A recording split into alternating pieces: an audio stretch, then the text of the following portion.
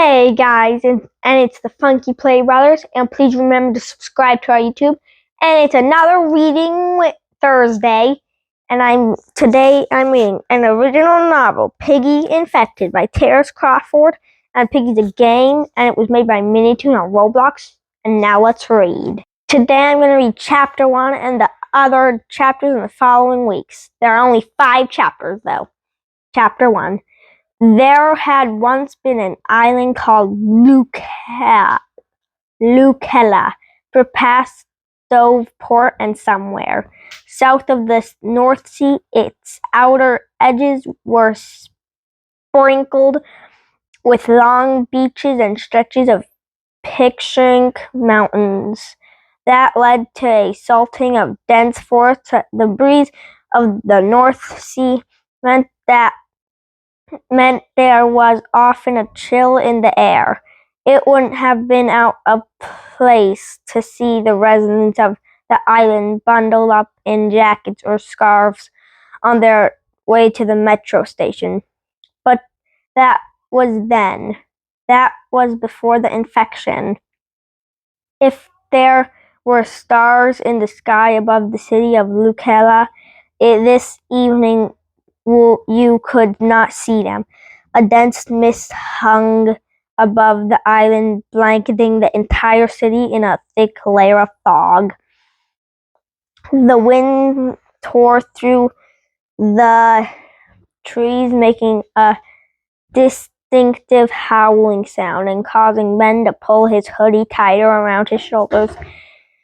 He considered calling it a night then and there. These last couple of weeks he'd had his fill of jump scares to anyone else. The house in front of him was just like any other on the block. 3 levels, picket fence, a closely manicured lawn. To Ben, this was his best friend's house, and the last place Ollie had been seen. Ben wondered if it was too late to turn back and go home. It wasn't as if there was much waiting for him there, either.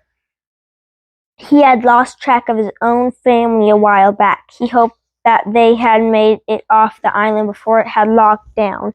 There were dozens of safe spaces across the island, and Ben was confident that the grown-ups could take care of themselves. But Ben was all Ollie had. Ben felt a rush of chills go down his spine, completely unrelated to the strange weather they were having. It seemed like just a few weeks ago everything had been so normal, and now this.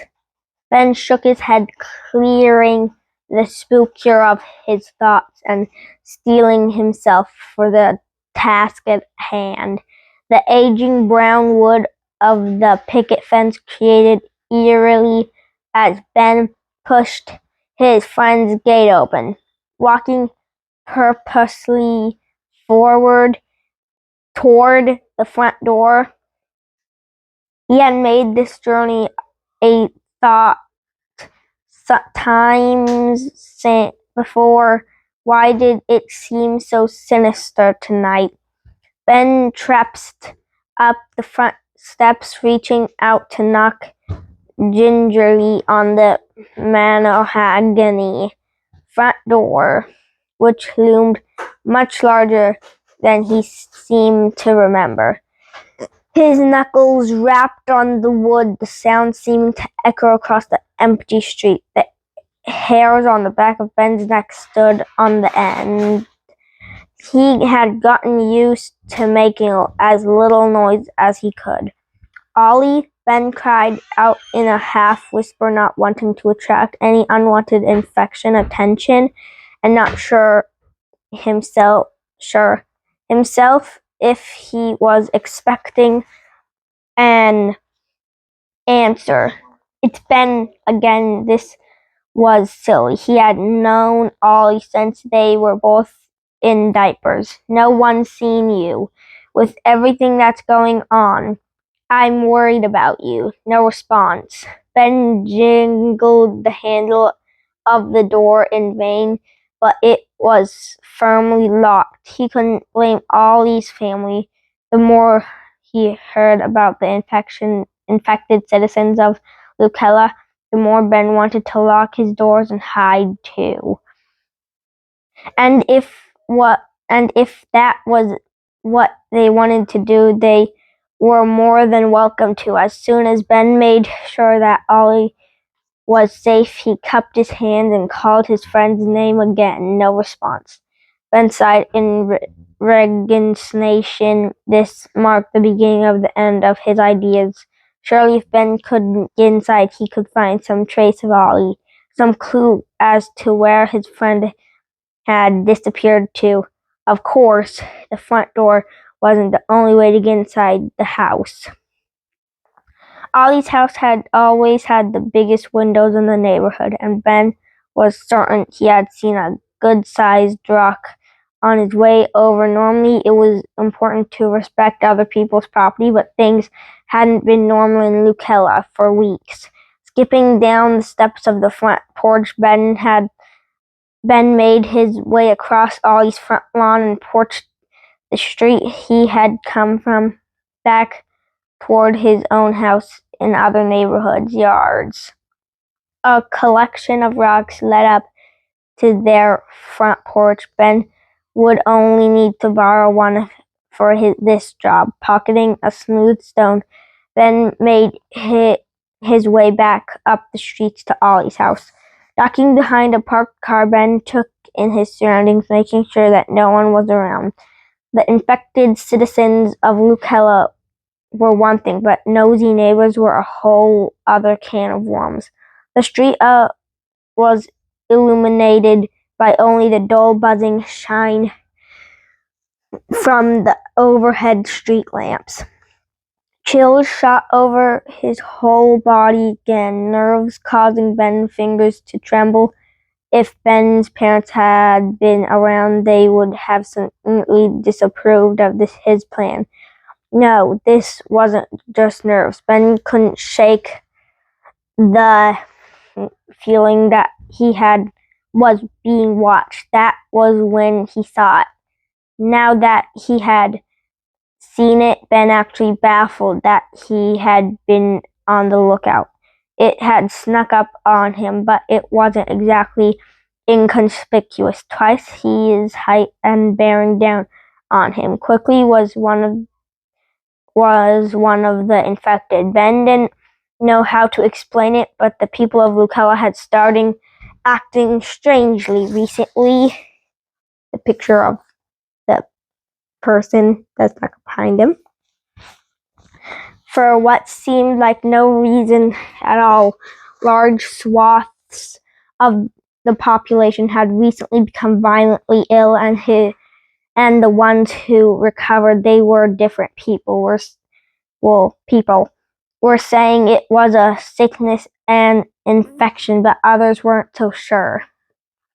Whatever it was turning the regular people of Lucella into monsters. The infected weren't worried about manners of hijinks. They only obeyed their base instincts to feed and to attack, and now Ben was face to face with one. The creature made a distinctive grunting sound as it raised its arm, brandishing a metal wrench. The infected was at least 8 feet tall, dressed in an ill-fitting, tattered red shirt. Its skin was pale and swollen, like it had been left in an inflatable above-ground pool overnight, and it smelled like a breakfast restaurant sink that hadn't been cleaned in weeks.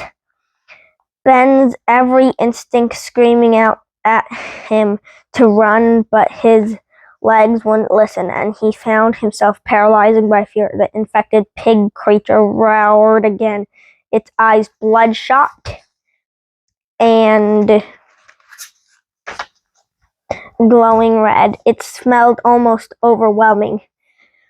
This close, Ben threw his hands up reflexively to defend himself. The rock skittered across the pavement. The noise distracted the pig, and it turned its head to follow the news down. This was Ben's chance. He couldn't overpower the infected pig, but if he got away, maybe his search for his friend would not be over before it began. Ben tried to control his breath as he forced his legs to obey him. This time he scrambled to his feet, allowing him a small whoop of victory. He couldn't believe he had managed to overcome his panic. Just one more thing he couldn't have to tell his family and Ollie once he found them. If he could beat one of the infected by then he could thwack. Ben's reverie was interrupted by a single blow from the creature's wrench. Ben fell to the ground, his head spinning, but didn't know how much time had passed. When his eyes fluttered open, he groaned in response. To the throbbing of the crest of his skull, naps were not high on the list of things you should have after a head injury. The constant hum of a broken down fluorescent of the streetlights had been replaced by a warm glow of a table lamp, and the biting chill of the North Sea's wind on the street had been replaced by the warmth of a home. Ben sat up, his head aching almost as if to remind him that he had been assaulted by a wrench-wielding pig. As if he needed reminding, Ben stood up, carefully regaining his footing. He had never been in such close contact with one of the infected before. He hoped he would never have to be that close to one again. What in the world was that thing? It looked familiar, and yet Ben had never seen anything like it before. But he had seen this furniture, this room. Ben had been in this house before. He groaned as he gingerly touched his fingers to the knot growing on his head. Ben had planned to use one of the stones from the down street to smash in a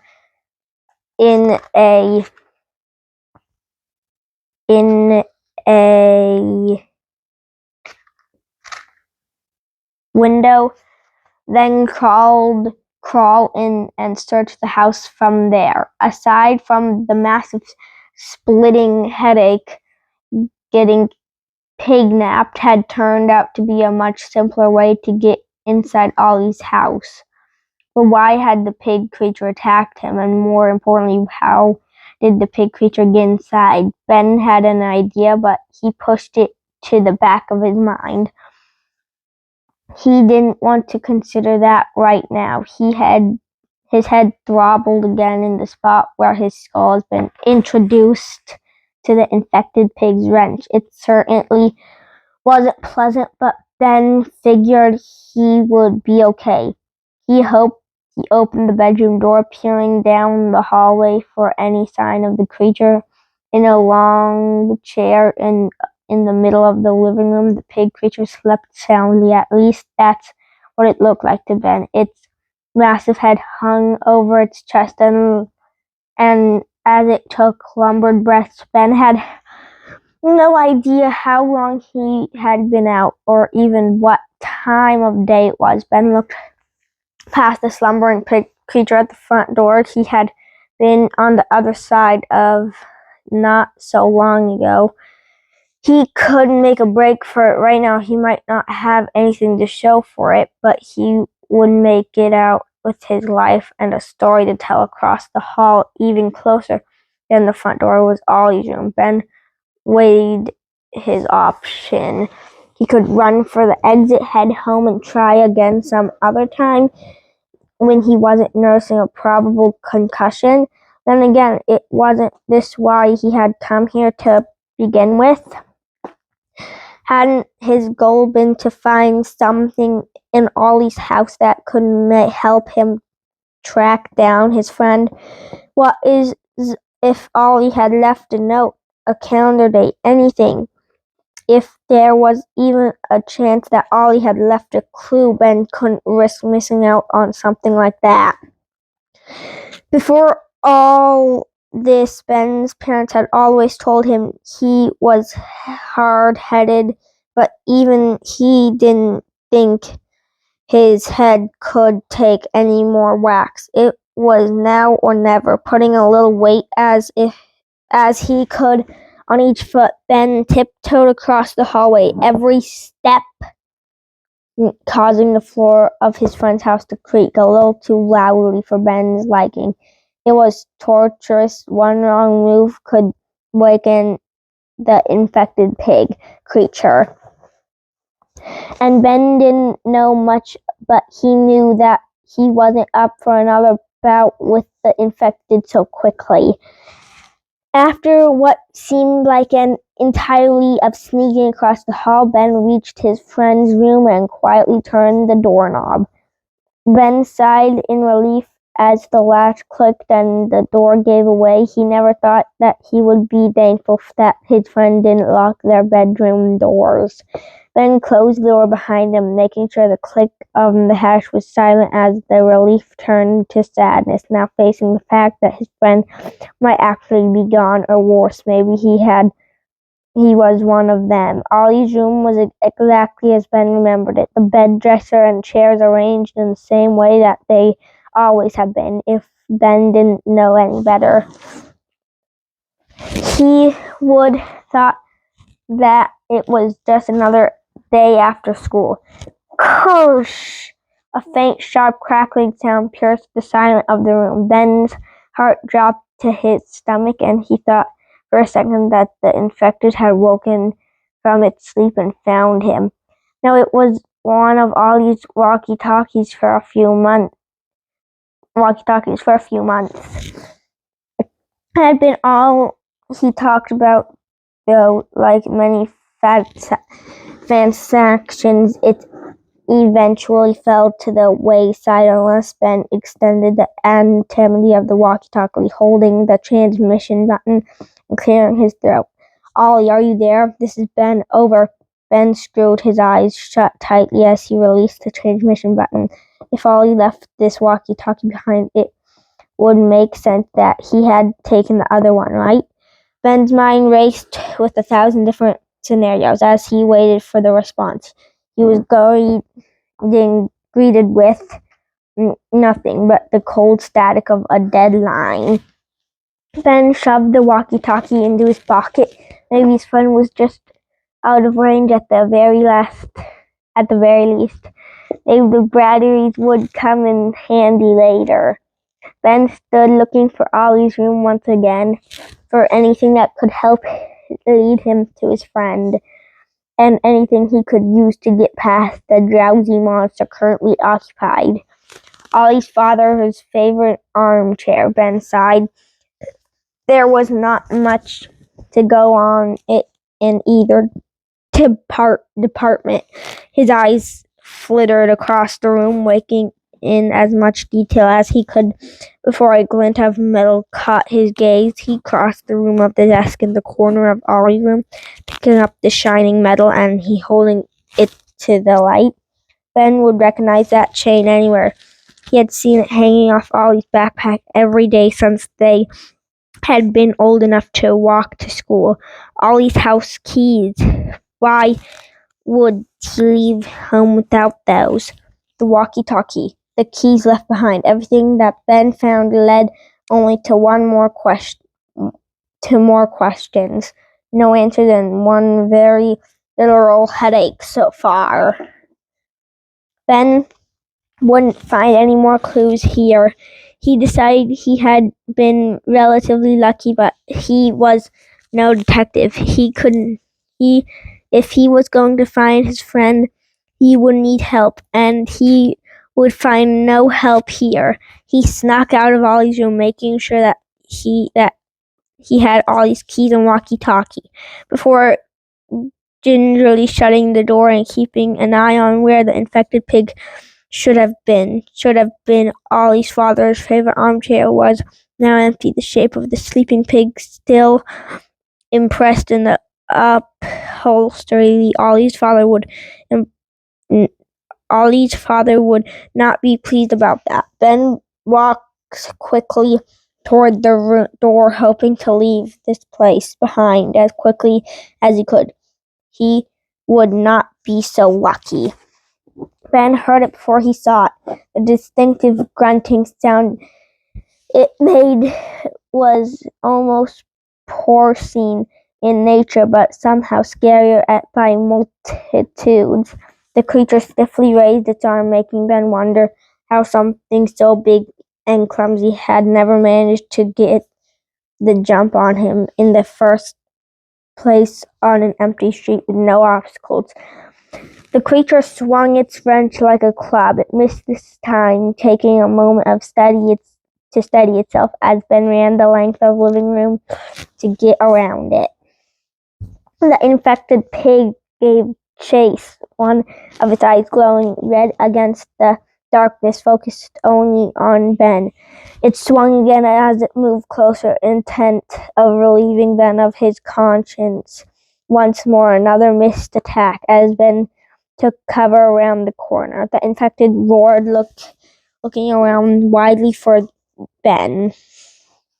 The thing had seemed to lose sight of him. Confused, it lumbered around the room before extending to the kitchen. This was Ben's chance. He darted for the front door, tearing it open. He was so thankful to be greeted by the cool rush of night wind. Ben almost did not notice he had been spotted once again. The infected pig moved towards Ben with a purpose. Whatever the infected were they did not like losing sight of their prey. The pig moved up on him, stiffly raising its wrench once more. The infected were quicker than they looked, but then they would have to be. Ben slammed the door in the creature's face, pulling Ollie's silver-ringed key out of his hoodie pocket and thrusted them into the lock and twisted them. The infected pig roared on the opposite side of the door, realizing what Ben had done. Now trapped, maybe some time alone with its thoughts would do the infected pig well. The angry oinking on the other side of the door seemed to indicate that the creature disagreed, but Ben couldn't help but smile. He had escaped. Maybe he was kind of good at this. Loud thunding of the other side of the door brought him back to reality. The pig creature may not understand how a door worked, but it might figure out another way to get him eventually.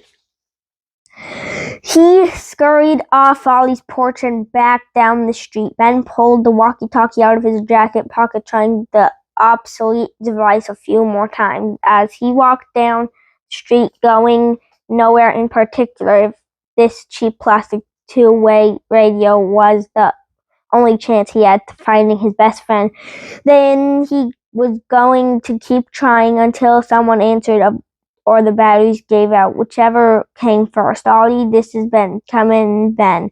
Groaned weary into the mouthpiece. Come in, Ollie. This is Ben. Over. The same unsettling static followed on each of his attempts, punctuating his failures with a dull crinkle. Ben's legs felt as though he was dragging them through molasses. They were beginning to feel the effect of walking all over the city, finding a nearby patch of grass. Ben sat down just for rest for a moment. He let out a sigh of relief as he took his weight off his feet. It wasn't long before his eyelids were too heavy to keep open, and they drifted shut.